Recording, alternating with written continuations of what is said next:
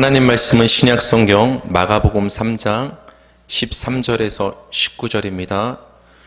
우리 13절에서 15절까지만 읽겠습니다. 한 목소리로 시작. 또 산에 오르사 자기가 원하는 자들을 부르시니 나아온지라. 이에 12를 세우셨으니 이는 자기와 함께 있게 하시고 또 보내사 전도도 하며 귀신을 내쫓는 권능도 가지게 하려 하심이로라. 아멘. 12를 세우셨으니, 12를 세우셨으니란 제목으로 하나님 말씀 전하겠습니다. 예수님이 12 제자들을 세우시는 장면입니다. 예수님이 12를 세우시는 장면에서 산에 오르셨다는 장면이 나옵니다.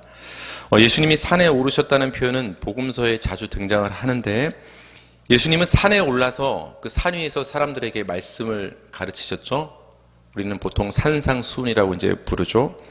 예수님은 오병이어 표적 후에 산에 올라가서 산기도를 하셨습니다.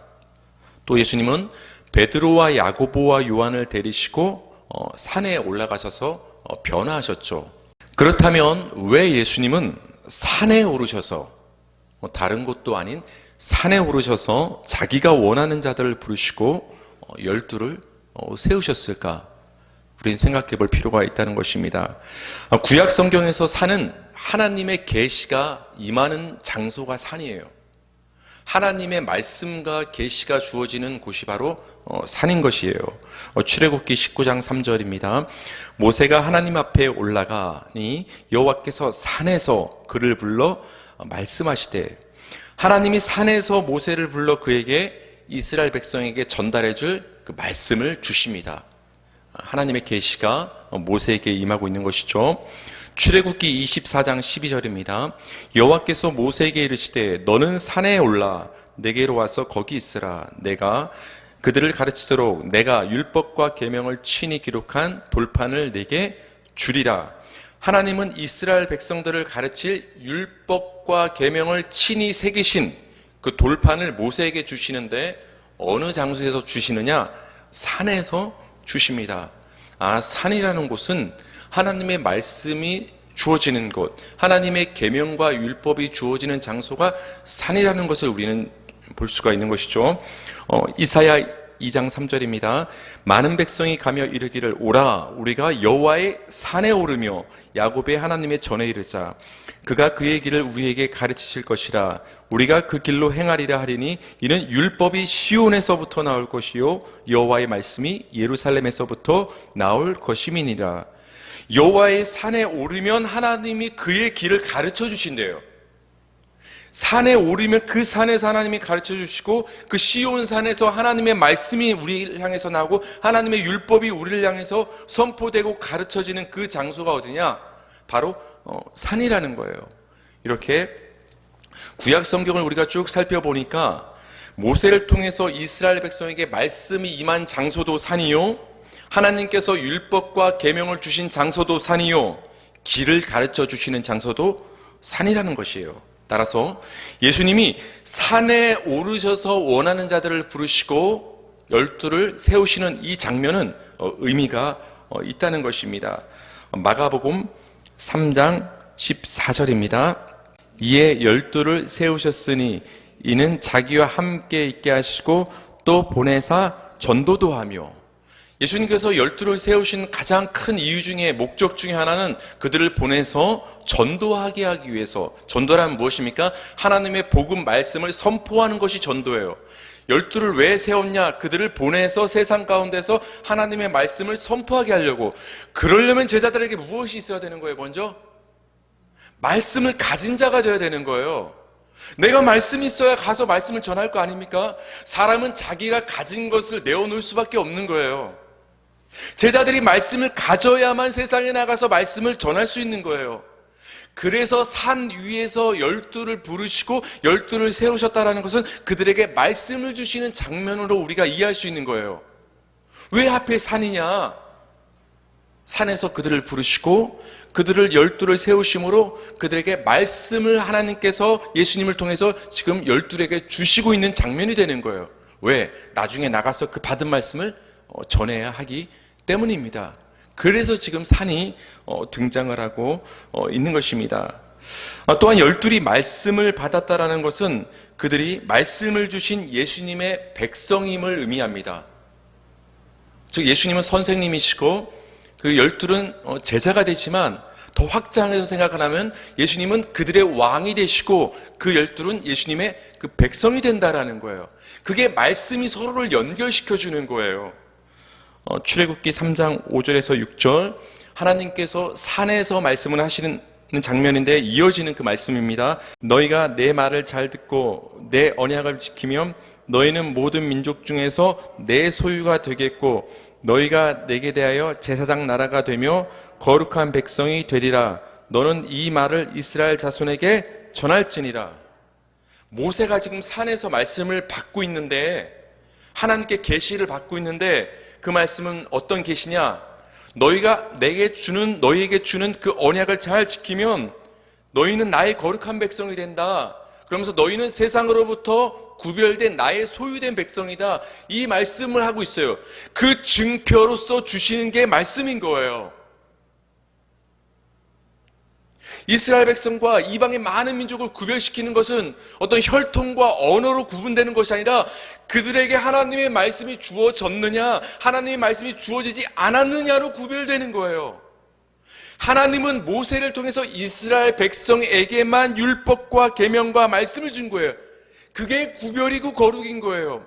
하나님이 여러분에게 다 말씀을 주신 줄 믿으시기 바랍니다. 그래서 여러분은 세상으로부터 구별된 하나님의 거룩한 백성이 되신 거예요. 여러분이 어떠한 삶을 살았기 때문에, 여러분이 거룩한 삶을 스스로 행동하며 살았기 때문에 여러분이 구별되어 거룩한 백성이 된 것이 아니라 하나님이 여러분에게만 말씀을 주셨기 때문에 그 말씀으로 말미암아 이방과 구별된 거예요. 여러분이 말씀으로 우리는 구별되는 거예요. 그래서 우리가 말세가 다가올수록, 세상 권세가 득세할수록, 모여서 예배하는 것이 더 힘들어지는 이 세상이 우리에게 다가올수록 우리는 세상과 우리를 구별하는 것을 어떤 우리의 행동으로 구별하려 하면 안 되는 거예요. 우리가 그들보다 더 깨끗하게 살려는 모습으로 구별하는 것은 실패할 수밖에 없는 거예요. 물론 우리가 그들이 보기에 윤리적으로 도덕적으로도 깨끗하게 살고 노력할 필요가 있는 거예요. 하지만 그렇게 산다고 우리가 그들과 구별되는 게 아니에요. 우리와 그들을 구별하는 것, 하나님의 백성과 이방 백성을 구별하는 가장 중요한 기준은 뭐냐? 말씀이 있느냐 없느냐로 구별되는 거예요. 하나님이 지금 모세를 통해서 이스라엘 백성에게 말씀을 주시는 거예요. 너희에게 지금 말씀을 준다. 이 말씀을 너희가 받았다라는 것은 너희가 내 소유가 되었다는 증거다. 구별되었다는 증거다. 그렇기 때문에 너희는 나의 거룩한 백성이 되었다라고 말씀을 해주는 거예요. 이것을 여러분, 산에 오르셔서 예수님께서 자기에게 나온 자들 중에서 원하는 자들을 부르시고 그리고 열두를 세우시는 장면에서 산에서 그들을 그렇게 하셨다라는 것은 그들을 구별하셨고 그들을 백성 삼으신다는 의미가 있다라는 것을 우리는 알 수 있는 거예요. 열두를 세우신 것은 그냥 제자로 세웠다는 의미를 넘어서 그들을 백성 삼으시고 있는 장면이구나. 여러분, 열둘은 성경에서 뭘 의미하죠? 숫자로는 그저 12밖에 지나지 않지만 구약에서는 몇 지파죠? 12지파. 신약에서는 몇 사도죠? 몇 제자? 12제자. 그들은 바로 우리 하나님의 모든 성도 백성을 가리키는 숫자가 12인 거예요. 그래서 예수님이 산에서 12를 부르셔서 12를 세우시는 그 장면은 그들을 백성 삼으시는 장면인데 그것은 바로 하나님의 모든 백성들을 선택하시고 부르시고 하나님의 나라를 세우시는 그 장면을 우리에게 보여주고 있는 거예요. 지금 산에서 예수님께서 선택하시고 부르시고 세우시는 이 12 속에 지금 여러분 한 분 한 분이 다 포함됐다라는 거예요. 여러분이 12이라는 숫자에 속해 있다라는 거예요. 왜? 하나님은 예수님을 통해서 여러분 한 분 한 분을 하나님의 백성으로 부르시고 세우셨기 때문입니다. 예수님이 12를 세우시는 장면에서 우리가 주목할 것은 예수님은 자기가 원하는 자들을 부르셨다라는 거예요. 예수님이 원하는 자들을 부르셨다라는 거예요. 그러니까 여러분, 12이 먼저 원했기 때문에 예수님께 나와서 세움을 받은 것이 아니라 예수님이 먼저 원하셨기 때문에 그 12이 예수님께 나와 세움을 받을 수 있었다라는 거예요. 이 둘의 차이는 굉장히 큰 거예요. 단순한 차이가 아니라 이렇게 바라보면 그것은 은혜가 아니고 이렇게 바라보면 그건 은혜가 되는 그 정도의 큰 차이인 거예요. 그 12를 사람이 원했기 때문에 예수님께 나와서 그들이 원했기 때문에 세움을 받은 것이 아니라는 거예요. 사람이 원했기 때문에 세움을 받은 것이 아니라 예수님이 원했기 때문에 그들을 부르시고 예수님이 원했기 때문에 그들을 12로 세우셨다라는 거예요. 그렇기 때문에 예수님의 부르심과 세우심은 은혜가 된다라는 거예요. 은혜가. 마가복음 1장 41절을 다 같이 읽겠습니다. 시작.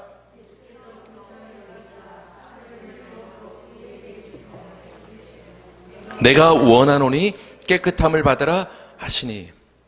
예수님이 나병 환자를 깨끗게 하신 것은 예수님이 원하셨기 때문에 그래요.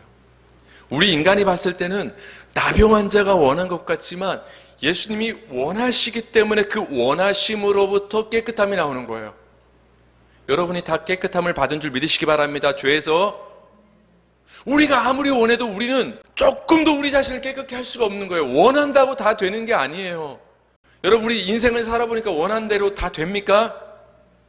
우린 나이를 먹을수록 세상을 살아갈수록 어찌 보면 연륜이 쌓일수록 우리가 얼마나 연약한 먼지 같은 존재임을 우리는 깨닫게 되는 거예요. 하나님의 은혜가 아니면 살 수 없는 존재임을 우리는 점점 깨달아가게 되는 거예요. 죄인 중에 죄인임을 우리는 살면 살수록, 신앙생활을 하면 할수록 우리는 깨닫게 되는 것입니다. 그런 우리를 예수님이 원하신 거예요. 여러분을 예수님이 원하신 거예요. 이게 얼마나 복인 줄 몰라요. 여러분이 우리가 아무리 원해도 되지 않는 거예요. 예수님이 원하실 때만 깨끗해질 수 있는 거예요. 예수님이 원하셨기 때문에 세움을 받아 제자가 되는 거예요. 그런데 그 예수님의 원하심이 여러분에게 주어졌다라는 거예요. 여러분 한 분 한 분을 예수님이 원하셨다는 것이 얼마나 큰 축복인 줄 모릅니다. 예수님이 12제자를 부르셨다는 그 말 속에는 중요한 의미가 담겨 있는데 그것은 선택의 의미가 담겨 있어요. 사람들을 원하는 자를 부르시고 12를 세우셨다. 이 말은 선택하셨다란 말이 부르심 속엔 들어가 있는 거예요. 사도행전 2장 38절 39절을 보면 여기 부르셨다는 말이 표현이 나오는데 이것을 선택의 의미로 바꿔 읽으면 우리가 더 이해가 될 수 있는데요. 제가 읽어드릴게요. 베드로가 이르되 너희가 회개하여 각각 예수 그리스도의 이름으로 세례를 받고 침례를 받고 죄사함을 받으라. 그리하면 성령의 선물을 받으리니 이 약속은 너희와 너희 자녀와 모든 먼 데사람 곧 주 우리 하나님이 얼마든지 부르시는 자들에게 하신 것이라. 여러분, 예수 이름을 다 부르심으로 성령을 받으심으로 회개하시고 죄사함을 받은 줄 믿으시기 바랍니다. 이게 우리에게 선물로 주어졌다라는 거예요. 근데 여러분, 선물은 모두에게 줍니까 여러분? 아무한테나 선물 줘요? 나와 특별한 관계가 있을 때 우리는 선물을 주는 거예요. 회개와 제사함과 이 성령은 선물로 하나님께서 주시는데 아무한테나 주는 것이 아니다. 이 약속은 회개와 제사함과 성령의 선물, 이 세트로 하나님께서 주시는 이 선물, 이 약속은 누구한테 주느냐? 주 우리 하나님이 얼마든지 부르시는 자들에게 주시는 것이다. 부르시는 다른 말로 표현하면 선택하시는 자들에게 주시는 것이다 라는 거예요. 그래서 여러분이 회개를 하고 죄사함을 받고 성령을 받는 이 모든 일련의 과정은 하나님이 우리를 선택하시고 은혜로 주신 것들이에요. 여러분이 하나님을 선택한 것이 아니라는 거예요. 하나님이 여러분을 선택했다라는 거예요. 여러분이 스스로 회개한 것이 아니라 하나님이 회개케 돌이키게 하셨다라는 거예요. 하나님이 여러분을 불러주셨다라는 거예요. 하나님이 부르시지 않으면 아무도 이 앞에 하나님 앞에 나올 수가 없는 거예요. 그래서 여러분, 이 추운 날씨에 이 자리에 나온 것이 은혜인 줄 믿으시기 바랍니다. 하나님이 부르셨기 때문에 나와 있는 거예요. 선택받았다는 증표가 되는 거예요. 선택받았다는. 따라서 여러분, 예수님이 12를 산에서 부르시고 세우셨다라는 것은 원하는 자들을 선택하시는 그 주권적인 부르심이 되는 거예요. 예수님의 부르심은 실패하는 법이 없는 거예요. 한번 불렀다 하면 모두 다 반응하게 되어 있는 거예요. 예수님의 부르심은. 12 제자가 된다는 것은 12의 결정에 의한 것이 아니라 예수님이 하나님의 주권을 가지고 능력으로 부르셨기 때문에 그 부르심에 순종해서 열둘이 나오는 거예요. 열둘이 결단했기 때문에 나오는 것이 아니라 예수님의 그 부르심의 능력이 하나님의 부르심이기 때문에 순종할 수밖에 없는 거예요. 여러분이 하나님의 부르심에 응답한 것은 여러분을 부르신 그 하나님의 부르심이 능력이 있고 여러분을 절대 놓치지 않기 때문에 하나님 앞에 나오게 됐다라는 거예요. 그래서 여러분, 여러분을 부르신 하나님의 부르심과 예수님의 부르심이 은혜인 줄 믿으시기 바랍니다. 귀를 열고 그 부르심을 들으시길 바랍니다. 우린 들어야 되는 거예요. 주님의 부르심을. 예수님이 원하는 자들을 부르시고 열두를 세우신 목적은 자기와 함께 있게 하시고 또 보내시기 위함이래요. 이 둘을 연결시켜 보면 여러분 조금 이해가 되지 않아요. 우리를 부르신 이유가 자기와 함께 있게 하기 위해서 불렀는데 또 다른 이유는 보내시기 위함이래요. 함께 있는 것과 보내심은 정반대 아닙니까? 지금 예수님이 이 두 가지를 지금 말씀을 하고 있습니다. 그런데 예수님이 왜 열두를 보내시는가를 우리가 살펴보면 이 말씀이 이해가 됩니다. 예수님이 열두를 보내신 그 목적은 무엇입니까? 전도하게 하기 위해서, 또 하나는 귀신을 내쫓는 그 권세를 주기 위해서 그 둘을 내보냅니다. 여러분, 전도가 뭐라고 했죠? 사람을 교회로 데려오는 것도 우리 사람이 보기엔 전도지만 성경이 말하는 전도는 근본적으로 선포의 의미가 있는 거예요. 무엇을 선포하느냐? 너희들 인간의 나라는 종말을 맞이했다. 너희 한 명 한 명이 지금까지 인생의 스스로의 주인이 돼서 스스로 왕이 되어서 살았던 너의 왕국은 종말이다. 이제 하나님의 왕국이 너희 안에 임했다. 이제 네 맘대로 인생을 사는 것이 아니라 너희 안에 임한 성령의 통치를 받고 하나님의 통치를 받는 하나님의 백성으로 살아가는 것, 그 하나님 나라의 복음을 선포하는 것이 전도인 거예요. 예수 믿으면 건강해지고 복받고 자녀가 형통합니다. 이거 다 맞는 얘기 맞아요. 근데 이 좋은 얘기를 다 하면서 하나님 나라를 빼놓고 얘기하면 그건 전도가 아닌 거예요.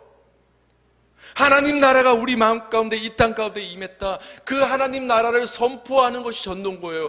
그 하나님 나라를 선포하게 하기 위해서 열두를 세우셨고 그 열두를 훈련시켜서 세상으로 보내시는 거예요. 세상으로. 요한복음 17장 18절입니다. 다 같이 읽겠습니다. 시작. 아버지께서 나를 세상에 보내신 것 같이 나도 그들을 세상에 보내었고. 예수님이 스스로 말씀하셨어요. 아버지 여호와 하나님이 나를 보냈기 때문에 내가 온 것이다. 그러면서 예수님 뭐라고 말씀하셨죠? 마가복음 전반부에서 내가 이 땅에 뭐하러 왔다? 다른 마을들로 가자? 내가 전도하러 왔노라. 이를 위하여 왔노라. 다른 고을로 마을로도 가서 전도하자 말씀하시잖아요. 그러니까 예수님은 하나님 나라의 복음을 선포 전도하기 위해 오신 거예요. 그것처럼 나도 너희를 보낸다라는 거예요. 그래서 지금 제자를 보내는 이 말씀 가운데 보내사 전도도 하게 하며 이 구절이 들어가게 된 것입니다. 예수님이 열두를 보내시는 또 다른 목적은 귀신을 내쫓는 것입니다. 여러분 곰곰이 한번 생각해 보세요. 전도하는 것과 귀신을 내쫓는 것이 구분되어 보이지만 사실 이것은 하나예요. 예수님이 열두를 세우시고 내보내시는 그 목적이 두 가지로 나옵니다. 전도도 하게 하며 귀신도 내쫓는 권능도 갖게 하려 하심이라. 두 개로 보이는 것 같지만 사실 이 두 가지는 하나라는 거예요. 우리 마태복음 12장 28절 읽겠습니다. 시작. 그러나 내가 하나님의 성령을 힘입어 귀신을 쫓아내는 것이면 하나님의 나라가 이미 너희에게 임하였느니라. 여러분 괜히 귀신 쫓는 게 아닙니다. 귀신의 통치를 받던 사람 가운데서 귀신을 몰아내므로 궁극적으로 그 안에 어떤 나라가 임하게 하려고? 하나님 나라가 임하게 하려고 귀신의 집을 그 집의 안에서 허물어버리고 하나님 나라를 세우는 거예요. 그래서 귀신을 쫓는 거예요. 그러니까 귀신을 쫓는 것과 하나님 나라를 세우는 것은 연결되는 거예요. 그렇기 때문에 전도를 하게 하는 것과 하나님 나라를 선포하는 것과 귀신을 쫓아내는 것은 결국은 하나가 되는 것입니다. 이렇게 12제자가 예수님의 보내심을 받아 하나님 나라의 복음을 선포하는 전도도 하고 귀신을 내쫓을 수 있는 것은 그들이 예수님과 함께 있었기 때문에 가능한 거예요. 아까 산이 갖는 의미가 뭐라고 했죠? 왜 하필 산이었다고 했죠? 뭐가 임하는 것? 그죠, 말씀이. 산에서 제자들을 12를 세우시고 부르셨다는 것은 그들에게 예수님이 말씀을 주신 거예요. 그 말씀 가지고 세상에 나가서 뭐 하라고? 전도하게 하기 위해서. 그러니까 그들이 세상에 나가서 하나님 나라를 선포하고 귀신을 쫓기 위해서는 먼저 예수님과 함께 있는 것이 있어야 되는 거예요. 예수님과 함께 있음이 없고 자기의 능력으로는 할 수 없는 거예요. 여러분이 세상에 나가서 복음을 선포하고 하나님 나라를 선포하고 귀신을 내쫓는 그 능력을 우리 나타내기 위해서는 먼저 여러분 한 분 한 분이 예수님과 함께 있는 그 은혜를 체험해야 되는 거예요. 예수님으로부터 말씀을 받고 나서야 나갈 수가 있는 거예요. 그래서 예수님은 먼저 12를 부르시고 그들에게 함께 있게 하시는 과정을 통해서 말씀을 주시고 권능을 먼저 주신 거예요. 그리고 나서 내보내신 거예요. 함께 있게 하시고 내보내심이 그래서 연결이 되는 것입니다. 16절부터 19절인데요. 다 같이 읽겠습니다. 시작. 이 12를 세우셨으니 시몬에게는 베드로란 이름을 더하셨고 또 세베대의 아들 야고보와 야고보의 형제 요한이니 이 둘에게는 보아너게 곧 우레의 아들이란 이름을 더하셨으며 또 안드레와 빌립과 바돌로메와 마테와 도마와 알페오의 아들 야고보와 및 다데오와 가나나인 시몬이며 또 가룟 유다니 이는 예수를 판자더라. 이 12의 이제 명단이 등장을 합니다. 여러분도 아마 앞에는 자신 있게 읽었을 거예요. 베드로, 내가 알아. 안드레, 야고보, 요한. 조금씩 이제 익숙하지 않은 인물들이 나옵니다. 마테, 도마, 그래 이 정도까지는 알아. 바돌로메는 누구지? 또 뒤로 가니까 누가 나와요? 알페오의 아들 야고보는 도대체 누구고, 다데오는 누구고, 가나나인 시몬은 누구인가? 우리가 12제자를 굉장히 오래전부터 이 얘기를 들어왔지만 이 12제자의 명단을 아마 다 알고 있는 사람은 아마 거의 없을 거예요. 성도님들 중에. 아마 어쩌면 목사님들 중에서도 이 12제자의 명단을 술술 외우는 사람은 많이 없을 거예요. 아마 많은 관심이 우리가 없기 때문이죠. 12제자의 명단은 복음서를 보면 마태, 마가, 누가복음에 나오고 요한복음에 나오지 않아요. 그리고 건너뛰어서 사도행전에 나옵니다. 여러분, 누가복음과 사도행전은 원래 두꺼운 한 책이었어요. 너무 두꺼워서 그것을 반으로 상권과 하권으로 나눠서 상권은 누가복음이 된 것이고 하권은 사도행전이 되는 거예요. 그러니까 같은 저자인 거예요. 누가복음과 사도행전은. 마가복음과 마태복음에 등장하는 12제자의 명단은 거의 비슷해요. 근데 누가복음과 사도행전에 등장하는 12제자의 명단은 이름이 좀 다르게 나와요. 거기서부터 우리가 헷갈려지는 거예요. 사람이 바뀌었나? 이런 생각이 들 정도입니다. 우리가 조금 다른 명단만 우리가 이제 그 표를 보면 알 수가 있는데요. 마가복음에 등장하는 여기 파란 글씨를 보면 마태복음과 마가복음에서는 다데오란 인물이 등장을 합니다. 다데오. 근데 누가복음과 사도행전의 명단을 보면 다데오가 나오지 않고 있어요. 그 다데오란 사람의 이름이 다른 이름으로 표현되고 있는데 그 이름이 뭐냐? 야고보의 아들 유다로 표현되고 있어요. 이 사람이 바로 마가와 마태복음에서 다데오로 표현된 인물이 되는 거예요. 그러니까 여러분께서 복음서를 읽다가 왜 명단이 다른가 했을 때 다데오랑 야고보의 아들 유다는 같은 인물이구나 라고 여러분께서 아시면 됩니다. 또 보시면 마가복음과 마태복음에 등장하는 가나나인 시몬이란 빨간 글씨로 된 사람이 나옵니다. 근데 이 사람이 누가복음과 사도행전을 가면은 가나나인이란 말이 빠집니다. 대신 어떤 표현이 나오냐? 셀로딘 시몬이란 표현이 나와요. 그래서 가나나인 시몬이 누가복음과 사도행전으로 가면 셀로딘 시몬으로 표현이 되는구나. 같은 인물이구나. 여러분께서 이렇게 아시면 됩니다. 여러분, 누가복음과 사도행전은 또 조금 다른 면이 있습니다. 맨 끝에 보면 짝대기를 거져서 빠진 명단이 나오죠. 누가 이름이 빠지죠? 사도행전에서는 가룟 유다가 맨 아래를 보면은 이렇게 빠집니다. 다른 복음서에서는 가룟 유다의 명단이 나오는데 사도행전에서는 가룟 유다의 명단이 빠지고 11제자만 등장을 하고 있는 것을 보게 됩니다. 나중에 한 제자를 이제 제비뽑기를 통해서 추가를 하게 되죠. 가룟 유다가 왜 빠졌냐면은 예수님이 부활하시고 승천하신 다음의 상황이기 때문에 안타깝지만 가룟 유다는 스스로 목숨을 끊은 후의 상황이기 때문에 사도행전에서는 가룟 유다의 명단은 빠지게 되는 것입니다. 이제 저를 보세요. 12제자의 모든 명단에서 시몬 베드로는 항상 먼저 나옵니다. 항상 먼저 나오죠. 가장 먼저 시몬 베드로가 나온다라는 것은 이 베드로가 제자들 중에서 그래도 위치가 있는 중요한 제자, 인물이라는 것을 우리는 그 위치를 통해서, 가장 먼저 나오는 그 위치를 통해서 알 수가 있습니다. 예수님은 시몬에게 베드로라는 이름을 새로 주셨습니다. 그러니까 원래 우리는 베드로라고 부르지만 원래 이름은 시몬인 거예요. 근데 그 시몬이란 사람에게 예수님께서 베드로란 어떤 반석, 바위란 그 의미로 담긴 이름을 주셨는데, 또 다르게 부를 때 우리가 게바라고도 불러요. 그래서 베드로, 게바는 같은 뜻이 되는 것입니다. 성경에는 시몬이라는 이름을 가진 동명이인이 굉장히 많이 등장을 합니다. 그래서 예수님의 수제자였던 이 시몬을 다른 동명이인들과 구별을 하기 위해서 시몬 베드로라고 성경은 기록을 하고 있는 거예요.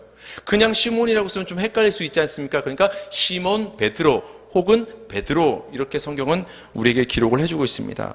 예수님의 제자들 중에 또 다른 한 사람의 이름도 시몬이죠. 지금 빨간 글씨 누가 나와요? 가나나인 시몬. 그 사람이 다른 곳에서는 셀루신 시몬으로 불리는데 베드로와 이름이 같아요. 그래서 우리가 성경을 기록할 때는 구별해주기 위해서 시몬 베드로, 그리고 가나나인 시몬, 셀로딘 시몬, 이렇게 해서 구분을 해주게 되는 것입니다. 예수님의 십자가를 옮겨준 사람이 있죠. 예수님께서 순환 받으실 때 무슨 시몬이라고 앞에 이름이 붙죠? 아주 아날로그적이고 옛날 방식이지만 가끔 성경 시험도 보고 해야 되겠어요. 물론 지식이 중요한 건 아닙니다. 구레네 시몬, 그렇죠? 예수님의 십자가를 이렇게 대신 짊어져 준 사람 등장하는데 그 사람 이름도 시몬이에요. 근데 하도 동명이인이 많이 나오니까 구별하기 위해서 그 앞에는 구레네 이름을 붙여서 구레네 시몬이라고 하는 것입니다. 안드레는 베드로의 형제가 되죠. 예수님이 처음 베드로와 함께 부르셨을 때 등장을 하죠. 또 12제자의 명단에 안드레가 계속 등장을 합니다. 근데 여러분께서 다 아시겠지만 성경을 보면 그렇게 안드레의 활약상은 나오지 않는 것을 우리는 보게 됩니다. 두 번 정도 요한복음에 그 활약상이 나오는데 언제 나오냐? 빌립과 함께 안드레는 항상 등장하는 걸 볼 수 있어요. 왜 그런가 했더니 빌립과 안드레는 같은 고향 사람이에요. 같은 고향 사람. 그래서 좀 친했을 가능성이 있어 보입니다. 요한복음에서 예수님이 그 무리들을 불쌍히 여기시고 오병이어 표적을 일으키시는데 그때 빌립이 예수님께 이렇게 말합니다. 200데나리온의 떡이 부족합니다. 그렇게 예수님께 빌립이 말했을 때 옆에서 거들면서 이렇게 말을 한 사람이 있습니다. 한 아이가 보리떡 5개와 물고기 2마리가 있습니다. 근데 예수님, 이거 갖다 이 많은 사람을 어떻게 먹이겠습니까? 라고 말한 사람이 안드레예요. 그때 안드레 한번 등장을 합니다. 그 이후에는 별다른 어떤 업적이나 활약상이 등장하지 않는 것을 우리는 볼 수가 있습니다. 베드로와 안드레에 이어서 등장하는 제자의 명단이 누구죠? 여기까지는 우리가 익숙하죠. 야고보와 요한. 둘이 붙어서 등장하는 것은 그 둘이 형제이기 때문입니다. 항상 베드로가 먼저 등장을 하고 그 다음에 이어서 등장하는 인물이 야고보와 요한이에요. 그러니까 이 야고보와 요한이 베드로만큼은 아니지만 어떤 위치가 있는 제자였다는 걸 알 수 있어요. 이걸 우리로 하여금 짐작할 수 있게 해주는 사건이 성경에 등장하죠. 그 야고보와 요한과 그 어머니가 예수님께 가서 치맛바람을 한번 날리죠. 하나님의 나라가 임하면, 주의 나라가 임하면 좌우에 한 자리씩 내 야고보 아들 요한을 한 자리씩 달라고 부탁을 하는 장면이 나오죠. 그러니까 어느 정도 위치가 있었던 사람이 야고보와 요한입니다. 이 둘은 이제 형제이죠. 예수님이 변화산에 베드로와 함께 올라가셨을 때 함께 동행했던 제자가 또 야고보와 요한이에요. 예수님이 돌아가시기 전에 겟세마네 동산에서 마지막 눈물의 기도를 하실 때 베드로와 함께 데리고 가셨던 제자가 또 야고보와 요한이에요. 그러니까 야고보와 요한은 굉장히 중요한 인물임을 우리가 알 수 있죠. 후에 야고보는 헤롯 아그리빠 왕에 의해서 처형을 당해서 순교를 당하는 것이 바로 이 야고보 제자가 됩니다. 예수님이 야고보 요한 형제에게는 보아너게라는 이름을 주셨습니다. 보아너게는 천둥의 아들이에요. 그래서 왜 이 야고보와 요한에게 예수님께서 보아너게 천둥의 아들이라는 이름을 주셨는가? 우리는 짐작해 볼 수밖에 없는데, 아마도 천둥 소리는 여러분 크잖아요. 굉장히 크단 말이에요. 아마 이 야고보와 요한이 어쩜 성격적으로는 다혈질적일 수도 있고 어떤 음성이 굉장히 좀 이렇게 호탕하고 컸던 사람이 아니었을까라고 이 이름을 통해서 우리는 좀 짐작을 해볼 수 있습니다. 근데 여러분, 보아너게는 예수님께서 시몬에게 주신 베드로와는 조금 성격이 달라요. 여러분, 예수님의 첫 번째 제자하면 우리가 베드로라고 이름을 떠올리지 시몬이라고 떠올리지 않잖아요. 그러니까 베드로라는 새 이름을 받은 이후에 시몬은 계속해서 베드로 아니면 시몬 베드로로 불립니다, 주로. 근데 여러분 보세요. 야고보와 요한에게 보아너게라는 새 이름을 주셨는데, 여러분 성경 계속 보면 보아너게로 불려요, 야고보와 요한으로 그대로 불려요. 새 이름으로 안 불리잖아요. 이 보아너게는 어떤 베드로와 같이 불리는 새 이름으로 주신 것이 아니라 일종의 별명으로, 애칭으로 주셨음을 우리는 알 수가 있는 것입니다. 이들의 이름 앞에 붙는 어떤 그 명칭이 그거죠. 세베대의 아들 야고보와 요한. 계속해서 이게 붙습니다. 왜 그러냐면 또 다른 사람과 구별해 주기 위해서입니다. 예수님의 12 제자들 중에서도 야고보가 또 있었어요. 보니까 알페오의 아들 야고보와 다데오 할 때 또 야고보가 또 사실 또 있어요. 이 야고보와 구별 지어주기 위해서 야고보와 요한 그 형제는 세베대의 아들 야고보와 요한이고, 또 다른 야고보는 알페오의 아들 야고보라고 성경은 우리에게 기록을 해주고 있는 것입니다. 예수님의 형제가 있었죠. 남동생들. 그 남동생 중에 한 명의 이름이 뭔지 아십니까? 야고보였어요. 그러니까 야고보라는 이름은 굉장히 흔했던 거예요. 요한이랑 같은 이름을 가진 대표적인 사람을 우리는 기억하고 있죠. 누가 있죠? 무슨 요한? 그렇죠. 침례 요한, 세례 요한이 또 등장을 하죠. 그 다음 등장하는 제자들의 명단이 빌립과 바돌로메입니다. 빌립과 바돌로메도 거의 복음서에 나오는 12 제자의 명단에서 붙어 다녀요. 빌립과 바돌로메는 이 명단에 나오는 것 말고는 계속 등장을 잘 안 해요. 그래도 빌립은 언제 등장하느냐? 아까 말씀드렸지만 200데나리온의 떡이 부족합니다라고 예수님께 계산을 해서 보고를 했던 제자가 빌립이었어요. 근데 이 바돌로메는 거의 이름이 이 명단 빼놓고 등장하지 않아요.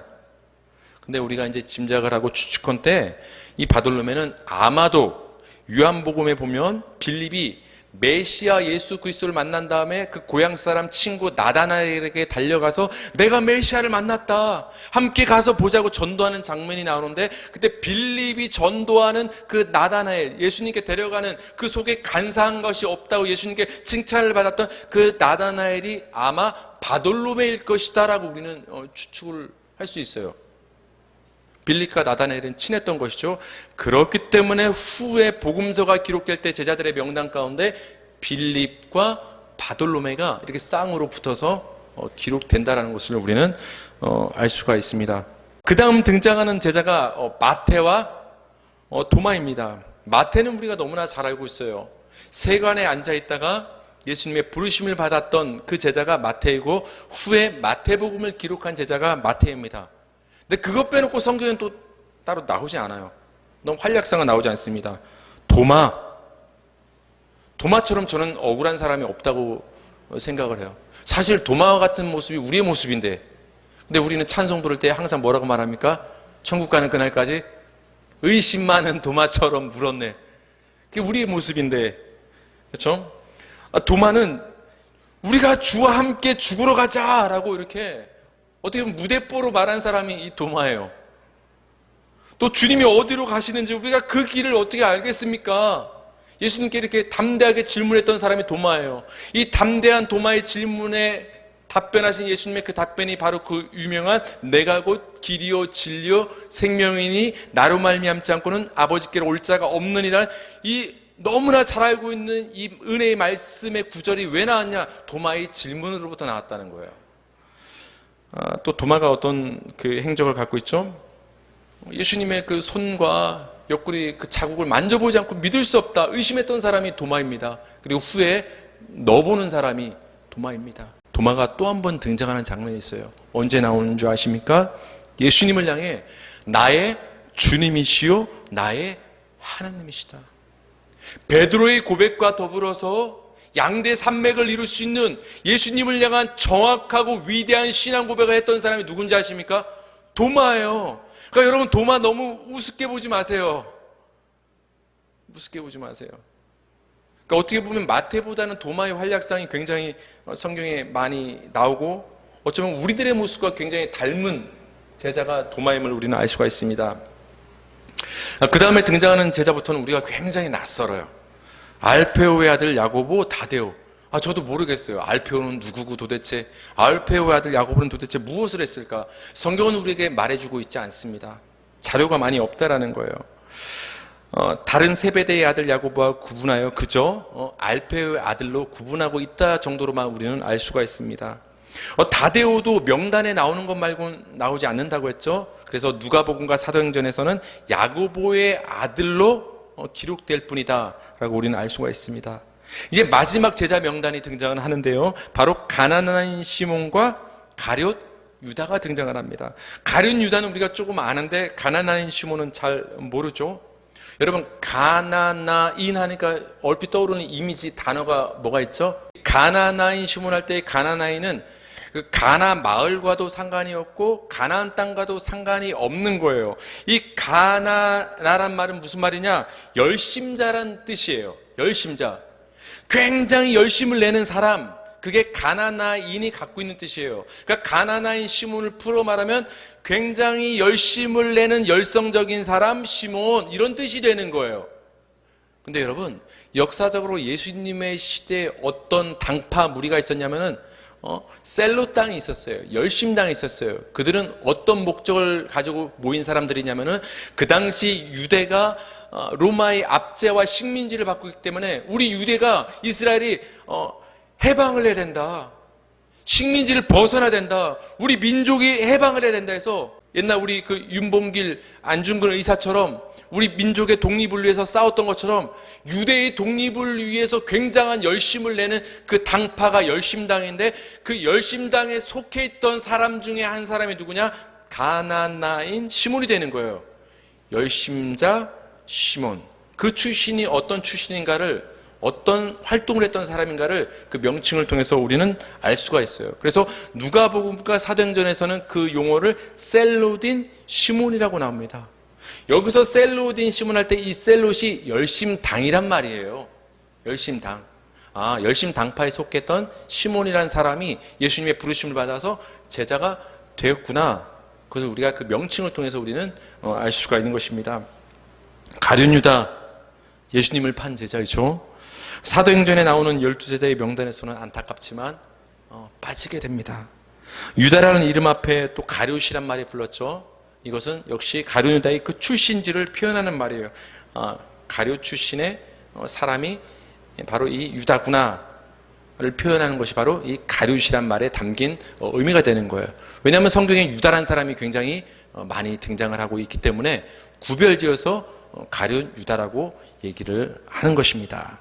여러분께서 이제 관심을 가지고서 다른 복음서는 몰라도 마가복음 명단을 다시 한번 읽어보시면서, 우리가 뭐 이거 12명 사실 외우는 거 하나도 중요하지 않아요.